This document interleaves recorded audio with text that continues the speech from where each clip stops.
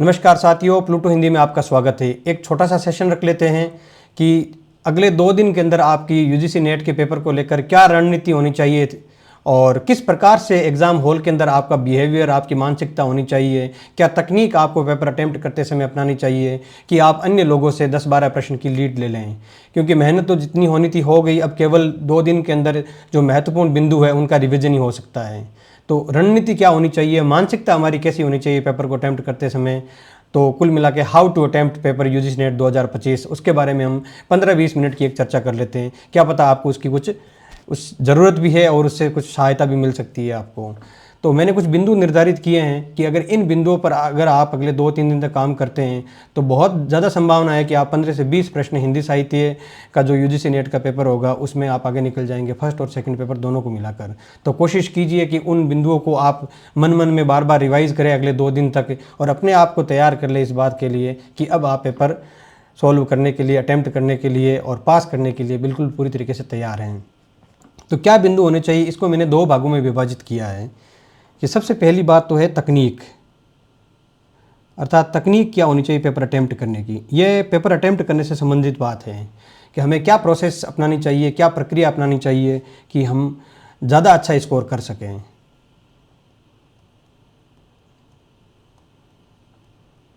इस तकनीक और प्रक्रिया के अंदर 4-5 बिंदु आप ज़रूर देखें।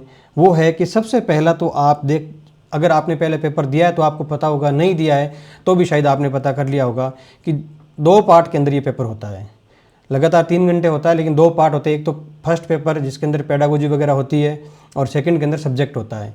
तो फर्स्ट पार्ट के अंदर 50 क्वेश्चन आते हैं और सेकंड पार्ट में आते हैं 100 क्वेश्चन। अब हम बात करते हैं हिंदी साहित्य की। तो ये जो 50 प्रश्न है जो फर्स्ट पार्ट के अंदर, उसके 46 से लेकर 50 तक तथा हिंदी साहित्य में 141 से लेकर 150 तक ये 15 प्रश्न आते हैं अपठित गद्यांश के।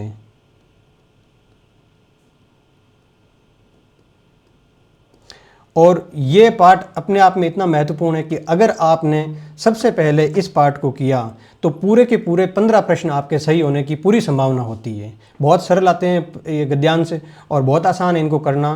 कुछ चीज़ें हैं जो इन गद्यांश के अंदर परेशान करती है, जैसे कि वो गद्यांश का पूरा पार्ट बार बार स्क्रीन पर ओवरलैप हो जाता है तो वहाँ परेशानी आ सकती है। लेकिन 15 प्रश्न आपको 20 मिनट के या 15 मिनट के अंदर अंदर करके आगे बढ़ना है ताकि आप 15 प्रश्न सबसे पहले लीड ले लें। कई बार ऐसा होता है कि हम 1 से लेकर 150 तक लगातार अगर आगे बढ़ते हैं तो ये जो अंतिम 10 प्रश्न होते हैं वो कई बार छूट जाते हैं समय की कमी की वजह से। तो हमें वो नहीं करना है। हमें सबसे पहले याद रख लेना, आप 46 से 50 तक और 141 से 150 तक यह प्रश्न आपको सबसे पहले करने हैं। पहली बात तो आपकी जो पेपर अटेम्प्ट करने की प्रक्रिया है, तकनीक है, उसमें यही होनी चाहिए।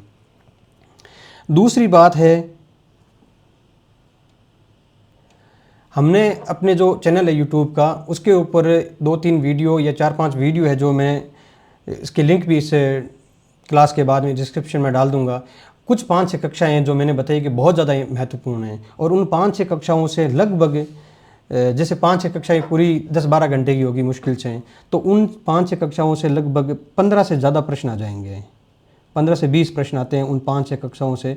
तो उन 5-6 कक्षाओं से, क्योंकि वो सरल प्रश्न है, जैसे कि रचनाकार कौन है, प्रकाशन वर्ष क्या रचनाओं का, कौन सी पत्रिका के अंदर प्रकाशित हुए हैं, ठीक है, ये सारी चीज़ें पूछी जाती है। रचनाकारों के कालक्रम का पूछ लिया, निबंधकारों के कालक्रम का, कविता पाठ के जो कवि हैं उनके जन्म का क्रम पूछ लिया। ये सारी चीज़ें वहाँ पर पूछी जाती है। तो 7-8 सवाल तो वो हो गए और 7-8 सवाल दूसरे हैं जो मैंने बताए कि जैसे कि पाश्चात्य काव्य शास्त्र और भारतीय काव्य शास्त्र में रचनाकार रचना दे दी और रचनाकार दे दिए, कालक्रम दे दिया उनका, इस प्रकार की चीज़ें हैं। तो वो चीज़ें भी आपको, वो 2-3 क्लासें 4 क्लासें हैं, वो पूरी तरीके से आपको याद होनी चाहिए।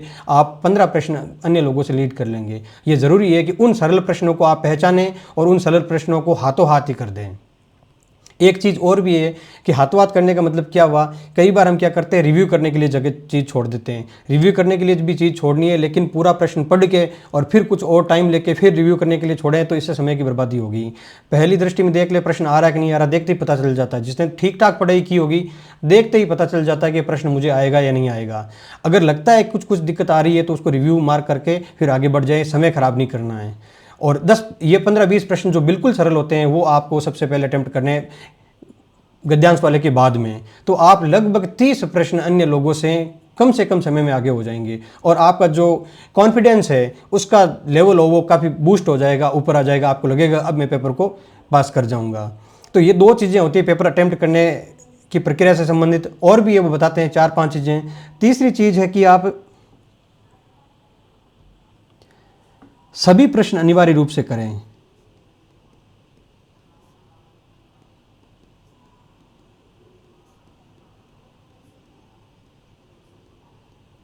इसका क्या मतलब हुआ, कई बार ऐसा होता है कि समय की कमी की वजह से हम प्रश्न छोड़कर आ जाते हैं, समय नहीं मिलता। कभी मैथ्स वाले प्रश्न होते हैं जो डाटा सफिशिएंसी वाले, शुरू की 5 प्रश्न आ जाते हैं पहले पेपर के अंदर, उनको छोड़ के आ जाते हैं। तो दिक्कत क्या होती है कि जो सरल प्रश्न है वो छूट जाते हैं और टफ प्रश्न होते हैं उसके अंदर फंस के रह जाते हैं। नहीं आ रहा है तो आगे बढ़ें, समय खराब नहीं करना है। देख लीजिए नहीं आ रहा है तो कुछ ना कुछ टिक मार्क करके रिव्यू करके छोड़ देना। जो प्रश्न पहली बार में नहीं आ रहे हैं रिव्यू करके छोड़ देना है, ताकि अंत में कम से कम अगर आपकी स्क्रीन बंद भी हो जाए तो भी वो उत्तर तो मान्य हो वहाँ पर। कम से कम ये तो हो कि आपने पूरे 150 प्रश्न कर लिए। नेगेटिव मार्किंग तो है नहीं इस पेपर के अंदर। 10 प्रश्न आपने मान लो बिल्कुल भी नहीं आ रहे लेकिन आपने क्लिक किया, 2 प्रश्न सही हो गए तो उससे तो आपको जेआरएफ क्लियर हो जाता है 2 प्रश्न से। तो सभी प्रश्न अनिवार्य रूप से करना है, प्रश्न एक भी छोड़ना नहीं है। चौथी चीज़ जो मैं बताना चाह रहा हूँ आपको वो है कि प्रश्न को बहुत ही ढंग से पढ़ें।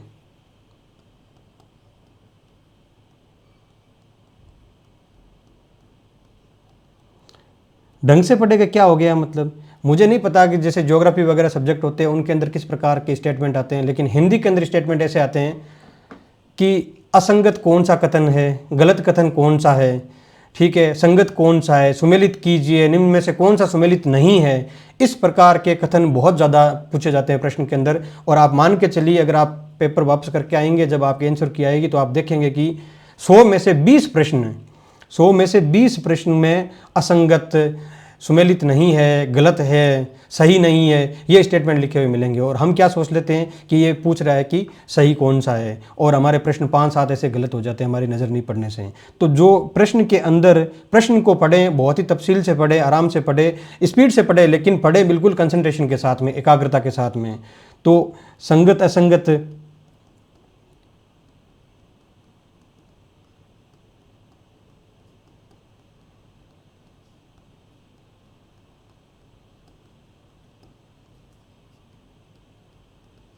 ये जो 3-4 स्टेटमेंट है, संगत असंगत, सही गलत, सुमेलित नहीं या सुमेलित है, इन चीज़ों को बहुत ज़्यादा ध्यान रखना है। 4-5 अगर आप जितना ध्यान रखोगे, जितना एक्टिव रहोगे एग्जाम सेंटर के अंदर, दिमाग को बिल्कुल चौकन्ना रखोगे, अलर्ट रहोगे, उतने ज़्यादा सही रहने की संभावना है, इन प्रश्नों के सही होने की संभावना है। और यहीं पर देखिए जो पढ़ने वाला, 2 लड़के बराबर पढ़ते हैं लेकिन एक का सिलेक्शन हो जाता है, एक का नहीं होता है। कारण क्या होता है कि इन चीज़ों पर जिन पर सावधानी रखने की बहुत ज़्यादा ज़रूरत है उनके ऊपर वो ध्यान नहीं देता, क्योंकि वो पेपर के अंदर घबरा जाता है उस हॉल के अंदर, उसे पता नहीं चलता कि अब मुझे करूँ तो क्या करूँ, क्या हुआ मेरे साथ में। ये है रिवीजन की हुई चीज़ें कई बार याद नहीं आती है, ये सारी चीज़ें होती है। लेकिन इन सावधानियों को आपको निकालना नहीं अपने दिमाग से, इनको बिठा के जाना है पेपर सेंटर के अंदर जाओ तब। ये तकनीक की बात कर रहा हूँ मैं, पेपर अटेम्प्ट करते समय आपको क्या क्या प्रोसेस अपनानी चाहिए उसकी बात कर रहा हूँ। अंतिम जो बात है, जो मैं सबसे ज़्यादा ज़रूरी मानता हूँ पूरे पेपर को अटेम्प्ट करने के दौरान, वो है गति, अर्थात स्पीड।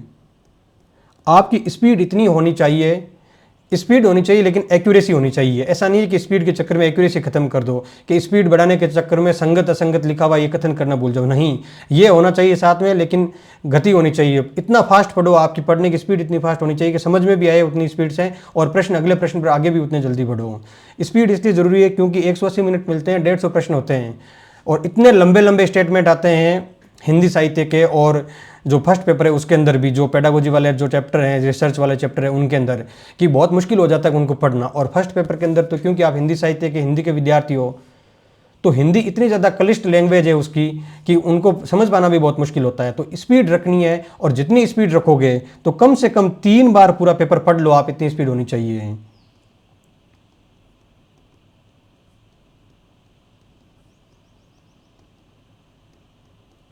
ये होगी तकनीक से संबंधित बातें, कि ये चीज़ अगर आप अपनाओगे, इस प्रकार से पेपर के अंदर अपना बिहेवियर रखोगे, तो पूरे चांसेज है कि आप पेपर को अटेम्प्ट करने में ज़्यादा सफल रहेंगे तुलनात्मक रूप से। अब बात करते हैं कि पेपर अटेम्प्ट करते समय आपको मानसिकता क्या रखनी चाहिए। हमने बात की थी, एक तो तकनीक की बात की थी और दूसरी कर रहे हैं मानसिकता की बात। आपको अपने जो मानसिक या कहते हैं बिहेवियर, व्यवहार होता है, मन का वो कैसा रखना है, किस प्रकार से कंट्रोल करना है, किस प्रकार से अगर वो आपके साथ में खेलना चाहता है तो खेलना नहीं है। ये बहुत ज़रूरी बात है कि पेपर अटैम्प्ट करते समय आपको मानसिक मजबूती का परिचय देना होता है, घबराना नहीं होता है। क्या क्या बातें ध्यान में रखें? सबसे पहली बात है एकाग्रता। मानसिकता के अंदर मैं कहना चाहूँगा एकाग्रता।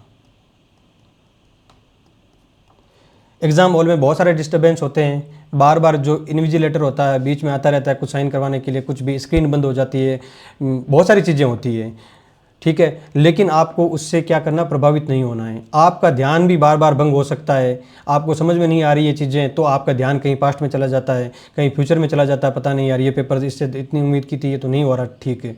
तो इन सब चीज़ों से घबराना नहीं है बिल्कुल भी, ध्यान भंग नहीं करना है। बार बार अपने आप से हर 5 मिनट बाद में, 3 मिनट बाद में अपने आप से सोचना है कि मेरा दिमाग पेपर में तो है ना। जितना बार बार सोचोगे, जितना बार बार अपने दिमाग को स्थिर करोगे और उस पेपर की तरफ उसका इन्वेस्ट करोगे ना, उतना रिजल्ट अच्छा आएगा। तो एकाग्रता बनाए रखना अर्थात ध्यान वहीं पर बनाए रखना बहुत ज़्यादा ज़रूरी है। कुल मिला के यही बात है कि ध्यान का ध्यान रखना है कि ध्यान भटक तो नहीं रहा कहीं, ठीक है। ये चीज़ बिल्कुल ज़रूरी है जो आपको याद रखनी है। दूसरी बात है आपको कि मानसिक मजबूती की।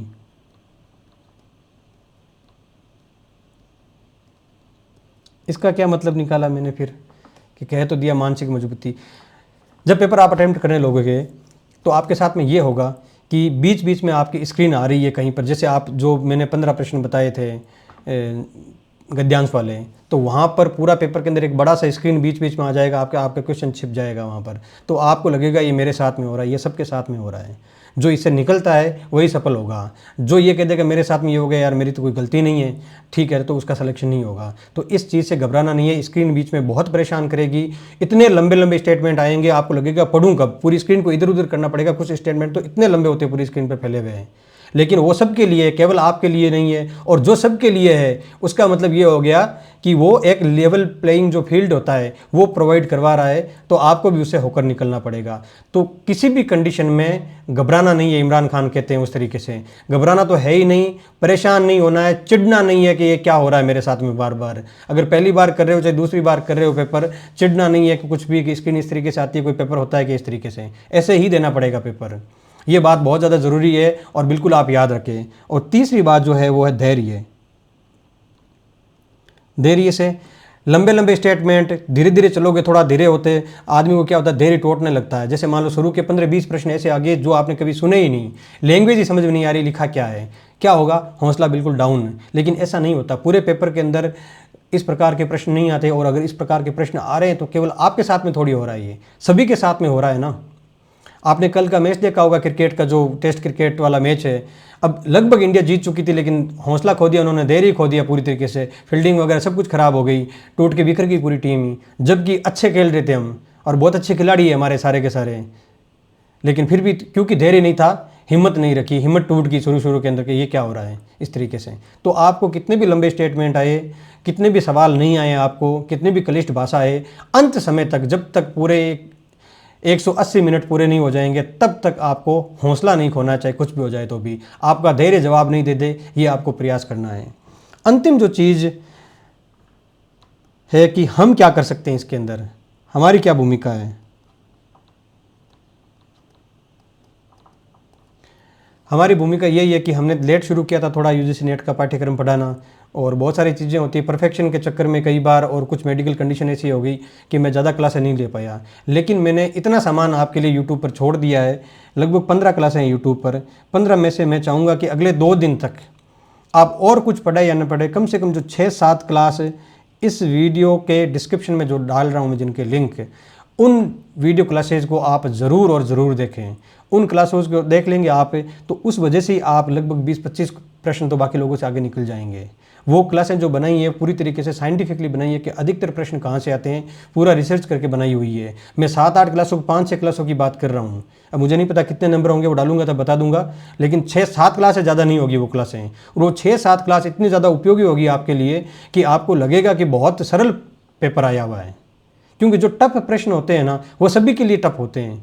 जो किसी को नहीं आ रहा वो आपका क्या नुकसान करेगा, जो सबको आ रहा है और वो अगर आपको नहीं आ रहा तब आप दौड़ से बाहर हैं। जो सबको आ रहा है वो आपको आना ही चाहिए, जो बिल्कुल स्पष्ट है, जो सामने है, वो अगर आपको नहीं आ रहा है तो आप पीछे रह जाएंगे। और जो बिल्कुल क्लिष्ट है, जो किसी ने नहीं देखा जिस प्रकार के, और बहुत कहीं से किसी ग्रंथों से निकाल कर कोई स्टेटमेंट दे दिया है, वो आपका क्या नुकसान करेगा। अब मान लीजिए आप जो अपठित गद्यांश चाहते हैं उसको अटेम्प्ट नहीं कर पाते हैं, तो बाकी लोग तो कर पाएंगे, आप नहीं कर पाओगे तो पीछे रह जाओगे। तो ये तो ज़रूरी चीज़ें हैं ना कि जो सबको आ रहा है वो आपको आए, और जो सबको आ रहा है उसको मैंने पूरी तरीके से इन 6-7 क्लासों के अंदर समेटा है, और बहुत ही छोटी कक्षाएं बनाई है, सार गर्भित, और कोशिश तो ये की है कि क्लास के अंदर ही आपको याद हो जाए। अगर अगले 2 दिन भी ये 6-7 क्लास आप वापस देख लेते हैं तो आप यूजीसी नेट को क्लियर करने, और नेट अगर आपका क्लियर हो रखा है इसका मतलब आपको अनुभव, आप जेआरएफ तक पहुंचने के लायक बन जाएंगे।